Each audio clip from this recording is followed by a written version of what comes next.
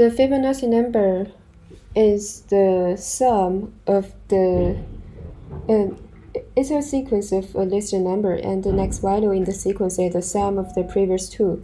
So here, if I want to calculate a Fibonacci number, for this method, I just use the recursive method to calculate recursive algorithm to find the nth Fibonacci number. But there is a problem. I have calculated the nth number for many times. So if I just run this code and then submit it, we can see that it's extremely inefficient. So I want to modify this solution to another one. So what I will do is just use a dictionary, which is a map in Java. Use a map to store what we have computed. So here I should define a private map. The map is a key value pair, so what I want to store is the number we have calculated. So the key is an integer, and the result is also integer because the result of Fibonacci number is also integer, so the value is also defined as an integer. And I can give it a name Fibcache to store the result we have computed a new hash map.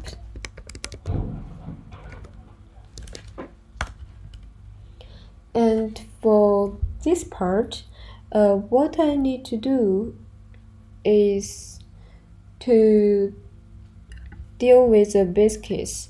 So for the base case, I need to put the 0, 0 into the hash map, and also the 1 and 1 into the hash map. So fibcache.put, the first base case is put 0, 0 because f0 equals to 0, and fibcache.put f1 equals to 1. So there are two base cases. But here, what I want to do is to guide what we have computed before. So here I also need to define a private method to store what we have computed equals to recursive.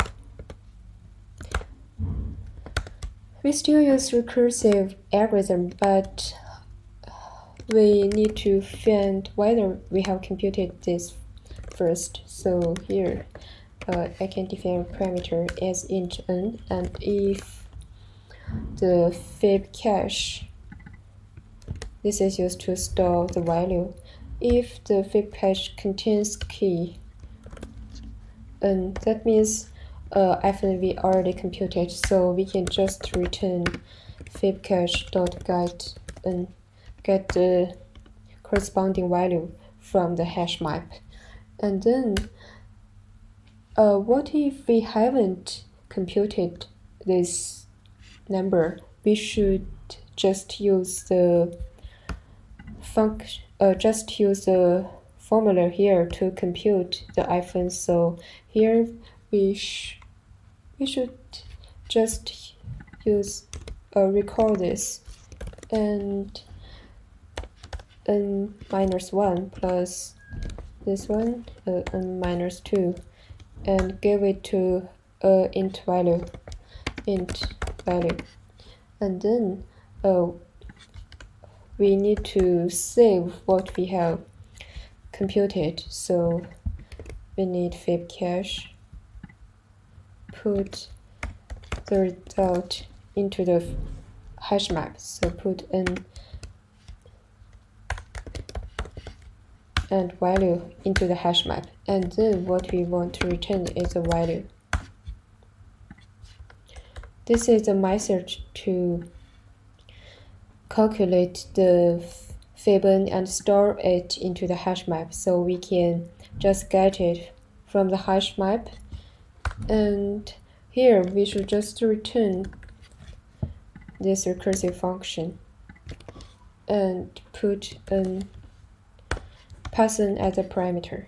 Now we can calculate, we can run this project. Sorry, here should be the uppercase N.